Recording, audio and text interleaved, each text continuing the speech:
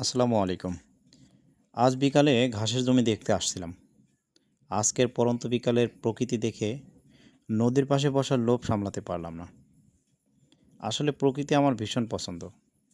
আজকের পড়ন্ত বিকালের মেঘলা আকাশ, স্বচ্ছ সুবাস, শীতল হাওয়ায় যেন মনটা একেবারে ফুরফুরে হয়ে গেল। মনে পড়ে গেল অতীতের কথা। জীবনের অনেক সময় আমি নদীর পাশে কাটিয়েছি। তখনকার নদীর দৃশ্য মনে হতো একটা ছবি। নদীতে ভেসে বেড়াতো অনেক রঙের নৌকা। এখন নদীর দিকে তাকালে শূন্য শূন্য লাগে। আসলে প্রকৃতি আমাদেরকে যে সুখ দেয়, পৃথিবীর অন্য কিছুই আমাদের সে সুখ দিতে পারে না। প্রকৃতি আমাদের শান্তি দেয়, স্বচ্ছতা দেয়, পবিত্রতা দেয়। আর সবচেয়ে বড় কথা হলো নিজেকে নিজে চেনার সময় দেয়।